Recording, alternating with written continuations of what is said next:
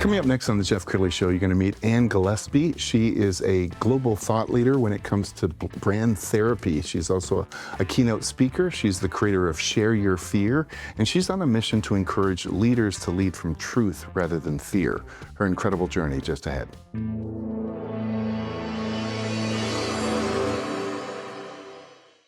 Many are predicting that the worst is yet to come, which is unfortunate, said one person here. Until now, they've enjoyed the reputation of being the nation's icebox. Watched a burglar in his home this morning by webcam. As a journalist of over 25 years, stories are what make my world turn. Reporting live from the Dallas newsroom tonight, Jeff Crilley, Fox 4 News. But in 2008, I took the jump from my familiar life and started a PR firm from my home. We're talking about anyone with a camcorder like the one I'm using becomes a television network. We started slowly growing the company, and we now have over 100 clients, and we've branched into the world of live digital broadcasting. I now own 8 different TV studios and have a huge team, and the stories that I now get to share are sometimes the most important of my life. Life has a funny way of coming around full circle. This is the Jeff Crilley Show. So I'm so excited to introduce my next guest. Gillaspie is in the studio. She's a global keynote speaker. She's the creator of Share Your Fear, and she's also a brand therapist. And she comes from the viewpoint of leaders think they need to be tough and strong all the time, but sometimes leading with a little bit of vulnerability, with truth, is much better than leading by fear. Ann, thanks for coming on the show. Thanks for having me, Jeff. It's Yes. wonderful to be here. I'm from Colorado, so this Dallas humidity is crazy. Yeah, I'm sure you felt it as soon as you got off the plane. I did. Yes. My skin likes it though. So Well, so you're on a journey, and I want you to share how this started. oh my gosh, yeah. This journey specifically in speaking started about 6 years ago. When I was 35, I had the biggest burnout, fallout, death of my life. I believe we have many burnouts. This was probably my third complete burnout where I lost everything. I just literally disappeared from this beautiful life that I had created. And it was the shame and the guilt underneath feeling that. So it wasn't just feeling that, but it was the shame and the guilt of, I am a mom of 3. I got the 3 kids I wanted after 2 miscarriages, so we fought hard. I have this most beautiful, perfect marriage. We were a lighthouse couple. I had my branding business that I loved. I was doing the work that I loved to do. And I had disappeared from my entire life. I was miserable and I was suicidal. And it was COVID. I had a 1, 3, and a 5-year-old at home. And I literally didn't exist in this beautiful life that God gave me. And so what had been happening was I was performing my entire life. And I come from a broken home. I come from a conditional formatted home, which is many of us high functioning, overachieving adults that are perfectionists that are performing. And we're performing for attachment. We're performing for acceptance. And so many leaders, high functioning leaders, business founders, executive leaders who I speak to, we all perform for approval. And that's what we were conditioned to do because it was safe. And so all of us stem back to our inner child. And what do we do to feel safe? What do we do to get the promotion? What do we do to get visibility, to get more money? It's performing. And so I literally had to die this most miserable death. And I think through the power of God, literally woke up one night and decided to share my fear. My own tool is exactly what got me out of my most beautiful death. And I told my husband on the couch, 2020, I don't want to exist anymore. I think I said I don't need to exist anymore. I didn't need to. I really felt like I didn't need to be there. And I was just flirting with all of these suicidal ways to end it. Because the life was just so much, burnout didn't even explain it. I just didn't want to be in that life anymore as it was. I couldn't do it. I felt like Anne didn't even have a chance of existing in that. So by sharing my fear of, oh my gosh, I don't want to exist. And I was so afraid of that thought. Because what did that make me? And so my identity was deeply rooted in that fear. And that was one of my greatest fears. And we all have many. But I didn't realize it was my truth screaming that I needed to change something. I needed to share all of the truth of who I was and my identity. I needed to transform that fear into this powerful clarity of truth to act on.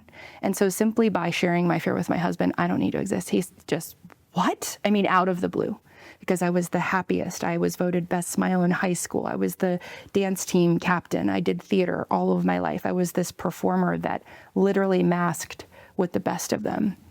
And I was dying inside, and nobody knew. And I didn't even know until I was 35. And then when I shared that, I have an amazing partner who saw me through that and led with curiosity.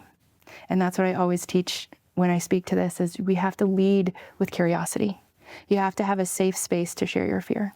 And then in that safe space, the people around you who you share it with have to lead with curiosity, yourself included. When you awaken and you share your fear and you lead with curiosity, why does that exist? Why do I feel that way? My husband is a stand-up comedian on the side. And that helps a lot of our arguments because I'm a Cancer, so I'm very emotional. And he always leads with humor.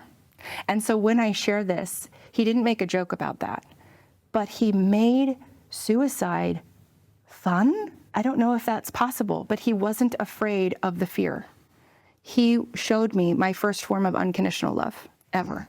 And he also literally brought every skeleton out of my closet as I was sharing things. For 2 hours we proceeded, and I sobbed and I couldn't breathe, and my body was just convulsing on the couch as I was realizing that this was my truth. And by me sharing it, it made it real. And I was like, oh my gosh, no, so now what? I'm this monster and this mother and this wife and this business owner. I should be happy. I should be ecstatic. And I want to go die. Wow. So what's missing here? So we had the most amazing, curious conversation about death, and he wasn't afraid. And he was fearless. And so he modeled to me in that moment, how can we be fearless about this most scary thought that many, many, many leaders and parents go through? I think we dip into many devastating moments of our life where we just feel so burnt out and so hopeless that we just don't think we can do it anymore. And so those are the people who I speak to. Much more from Anne in a minute. We found her latest sizzle reel. Let's go ahead and roll that. The one voice that's in your head every day is calling you to tell the truth. That's the problem. You can't fix a life you haven't been honest about. And truth telling is the way to get you out of it. You built the life that you were supposed to. You're good. The good girl, the good boy. You did as you were taught. You were supposed to marry that partner. You were supposed to start that business. You were supposed to find that job. You were supposed to move to that city. You were supposed to have those children. You were supposed to be that yoga instructor. You did all of it. You made a good life, but there's something silent underneath it all that's talking to you every single day because something's missing. What's missing is you. I want everybody to freeze. Whether you're sitting, standing, I want you to close your eyes. I want you to check in. Feel your feet. Feel your hips. Feel your breath. Do you feel yourself waking up? Because that is what connectivity feels like. I bet you, many of you have not checked in with your body like that in a really long time. Felt yourself move. Felt energy from your head to your toe. Dancing creates that connectivity. Dancing saved my life. The presence that you're finding in your body right now is why we're here today. An amazing life is literally made up of amazing minute-by-minute moments of every single day. This is how we lead. I disappeared from my own life too. 2020, I'm sitting on the couch across from my husband. I literally say, with the fullest conviction, I don't need to exist anymore. Not want, I don't need to exist anymore. I don't need to be here. Mid-COVID, had a 1, 3, and 5-year-old at home. I had built the business of my dreams, doing the work that I loved. I was in control. I was the boss. I had a marriage that was a pinnacle. Lighthouse in my friends and family community. Everybody asked, how were we so happy? And I wanted out. What was wrong with me? I was disappearing from this beautiful life that I had built. This is actually more common with us high-functioning, overachieving, people-pleasing adults. I'm tired of it. That sofa statement almost ended it. I was flirting with suicidal thoughts because I was beyond depressed. I was beyond burnt out. Those words don't even hold a flame to what I was feeling. I did not exist in the beautiful life that God gave me. I had no connectivity to feel it. This is actually very normal. And the more I share my story, the more I know you feel it too. Raise your hand if you've ever had that thought. Amen. I'm glad you're here. You're not alone. Why do we get there? How do we get there? I had lived years, not even months, years of a life dissociated, detached, not finding the presence of me. I didn't even know who Anne was up until I was like 35. You lose yourself through the hormonal changes that motherhood can give you. Many times, women disappear in motherhood. And for 8 years of my life, I gave my mind, my soul, my body, my spirit to having children. And it's a beautiful blessing. And at the same time, I disappeared. Now, what do we do with this? What does this look like? Okay, we're showing up. We're doing the meetings. We're doing the mom things. We're going to the school volunteering things. We're packing the lunches. But how many times during that day did we actually check in and connect with our bodies? How many times did we have presence with our partners? How many times did we have presence with our work? We're just going through the motion? You can't fix a life you haven't been honest about. And truth telling is the way to get you out of it. I'd like to walk you through my framework called the Share Your Fear movement. See, there's a lot of truth in fear. There's a lot of fear in truth. So there's 3 parts. It's very simple. Step 1, you actually have to identify your fear. What are you afraid of? Are you afraid that you're no longer interested in your spouse? Are you afraid that you're not going to make enough money? Are you afraid that you have to close the business that you spent 5 years trying to open? Are you afraid that you're messing up your children as a mom? When you share your fear, you have to identify that fear, because when you don't, the fears are going to be the silent thing that runs your life. Once you talk about it, it becomes less scary.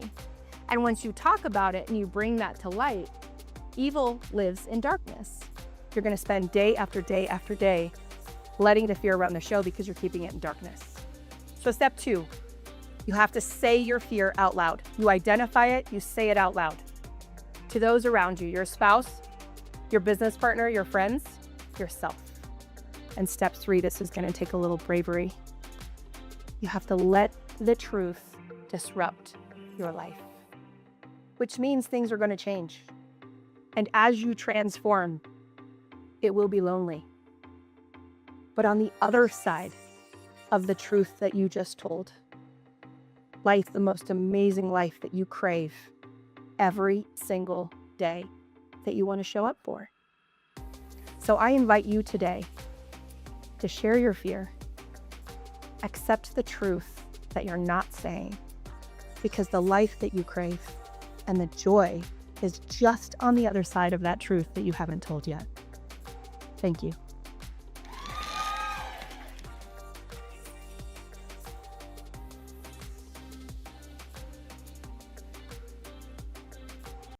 Such a powerful story, and you're such a great storyteller. So tell leaders who are watching this right now, what can they learn from your experience? So the biggest question I want to ask you is, why are you hiding? That was the question that I had to face. Why am I hiding? What was the reason? And this isn't an easy one-step answer.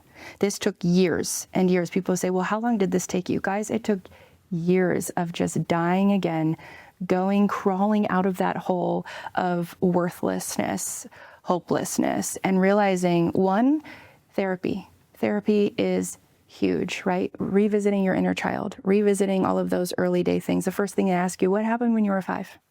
Well, when I was 5, I remembered being on my stairs and my family, my older sister, my dad, and my mom, there was so much anger and there was so much fear and there was so much fighting in my home. I was literally born into a room of fear in my DNA that was not mine. And so I lived a lot of my life, I'm so afraid of, I'm so afraid to do, I'm scared of. And I didn't realize that I was leading with fear so many times because of literally cycles that were from childhood that were not mine to bear. And so therapy, guided meditation, prayer, deep inner spiritual work, there has to be an awareness with you. As a leader, you lead the same way at home as you do in the office. And so I speak to parenting, cycle breaking and parenting, the way that we break cycles in the workplace with toxic leadership. It all stems from your personal truth, who you are as a human being. And so you have to start somewhere. I actually have a freebie on my website that's called the Fear Prompt Bible. And it's just a quick in and out little prompts to start addressing the way fear shows up in your life. And that's a great place to start if you don't know where to start. But there's also many books, many workbooks, shadow work. Ooh, I'm starting a journal on that. That's been interesting. There's so many ways, books, conversations with really safe people who make your nervous system feel safe. And I think there has to be that awakening and there has to be that exhaustion. The breaking point of you saying, I am exhausted from performing success. I don't want to perform success anymore. And a lot of times we have CEOs, we have founders who say, I don't actually want to do this business anymore. I don't want to be a CEO anymore. I want to break. I'm exhausted. And, with sales, with numbers, with performance culture, it's really hard to be a leader and grow and get results because you have to focus on performance. But there's a way to shift a culture when you're leading it, when you lead from your personal truths. You connect with the humans. We don't hire entities, we hire human beings. Yes. And so when you lead from a level of human truth and knowing everyone who works for you, knowing their truths, their powerful truths. What if you started a one-on-one talking about fear and talking about what is the thing that you're avoiding doing today and why? That is a great place to start because you're afraid of something. What? What is it, big or small? Anything that you're avoiding, things to say, decisions, that's the place to start. So it starts with an awareness, it starts with a question, and you have to lead with curiosity. Why does that exist for you? What would that mean if it came true? That's a great place to start and start converting your culture. And she mentioned her website, so we're going to put it on the screen. It's theanngillaspie.com. You also mentioned that you occasionally will take on some coaching clients, and you're selective. You don't take everybody. Exactly. What does a great coaching client look like for you? Yeah, so I'm called the brand therapist because I was doing 12 years, I've had my business Fix and Form, which is a human-centered brand transformation company, and we put the people first. And in my work of brand therapy, I was realizing that the strategy was actually coming from people's personal truths. I have been helping business owners and executives share their truth for years, for over a decade. And I didn't realize that the brands that I was creating were so powerful and the reviews we were getting were so powerful. And my client testimonies were amazing. One day I had to look at them and say, Anne, you've been helping people share their fear for years. And so brand therapy, a brand rooted in truth is actually going to be the best, most performing, high performing, we talk about no performance, but a brand performing well is a brand that's authentic. We all know that. But where does authenticity come from? It comes from truth telling. It comes from not going to that mastermind and getting that coach saying, I should create a course. No. Does that course align with you and how you need to show up and who you are? If it doesn't, don't do it. We have to be human, we have to be real. And you can get so much advice as a business owner, but who I work with is their clarity sessions, their truth-telling sessions. And that aligns your target audience, your marketplace positioning, your brand identity. That's all the strategy work that I do when I work with my clients. And it's so important right now because study after study shows that employees don't quit companies, they quit bad bosses. Yes. And so if the boss has some work to do on themselves, it's critical to the health of the company. We call it toxic leadership because it's literally a leader who probably is toxic at home and at work. And so I'm a cycle breaking mom. I come from really toxic leadership as parents. I come from toxic patterns and cycles that need to be broken. And the boundaries that you have to hold are so hard. But if you're breaking cycles at home, chances are you're going to be breaking cycles at work and vice versa. So if we talk about healthy leadership, well, you have to look at your parenting style. You have to look at who you are at home. You have to look at your partnership in your marriage, your relationship. These are all places that are very human-centered. Right? And that's what I want to heal. That's what I'm on a mission to do. I'm on a mission to activate humanity with truth because we are all lying to ourselves for our whole life. And that leaves you dissociated, disconnected, unhappy, miserable. So I want to help you create this life that you want to connect with. You want to live intentionally. You want to show up for. And it's hard. It's exhausting. I always joke with my husband, we have 3 kids, 7, 9, and 11. And I'm like, man, parenting is so challenging when you're aware, you're connected, you're associated, you're alert, and you're leading with intention. It is exhausting. Every night at 8, I'm like, I'm ready for bed because this was a long energy day. But that's the point because you're creating core memories. You're creating these experiences for these little people. You're guiding teams and children to be human, to grow up in unconditional love. And that starts with yourself. It just occurred to me that this is also a parenting book in a way, right? It's it's a roadmap to being a better parent. So how does that play out in your own home? Oh my gosh.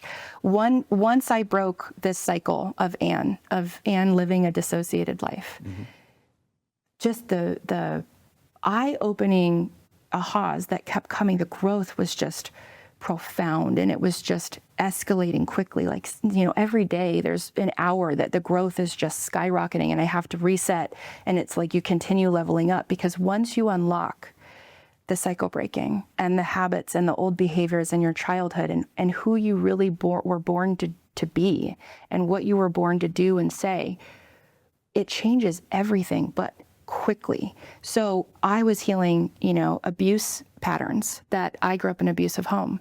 And as a mom, I didn't even realize the ways in which I was mistreating my own children because of triggers of broken patterns in me that I'm not afraid to say. My oldest, who's 11, she and I have had to work through a lot. I say, I wasn't a great mom to you from 0 to 4. You had a different mom. I didn't know any better. But when I woke up, when I died on that couch at 35 and said, I don't want to be here. I'd rather go drive off that mountain cliff right now than do another day like I'm doing.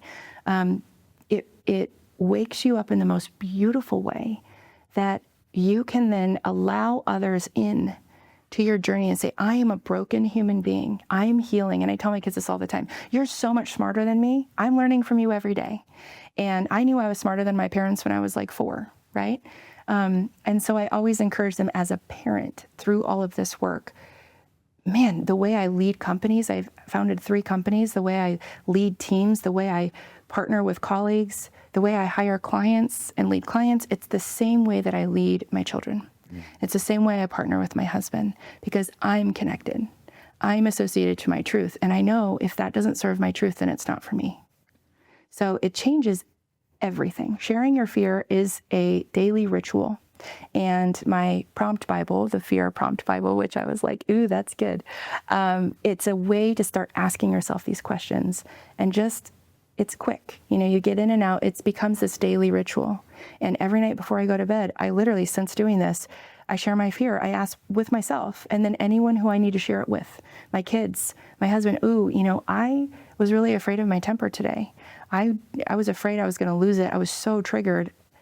I was afraid I was going to, lose all control, right? And your kids see that. Your kids have to see the humanity in you as a parent to actually understand that they're human too. And so you lose that performance culture by just showing up. And I could listen to you all day. We have like 2 minutes left. So look into the camera on the left and maybe talk to that person who needs to bring you in as a keynote speaker or a coaching client. I love that. So if you feel like you have a culture of performance, you have a culture of disconnection, and you need energy around truth, you need permission, and you need someone brave enough to take the stage and lead your organization into truth-telling and really transform the people within your organization, I would love to come speak with you. I would love to meet your room, your organization, your event, your conference. It's more than motivation. When truth activates a room, it literally changes the mindset of how you're going to act tomorrow. And also for my branding clients, if you own a business, if you're an executive leader in a business and your brand is so disconnected from your truth and the people who work in it, and you feel like it's just performance marketing, let's talk. This is what we specialize in, rooting your brand in truth. Outstanding. Drop the mic. That was a great way to end this episode. We're also going to leave you with the website once again, which is theannegillespie.com. Thanks for coming on the show. Yeah, thank you, Jeff.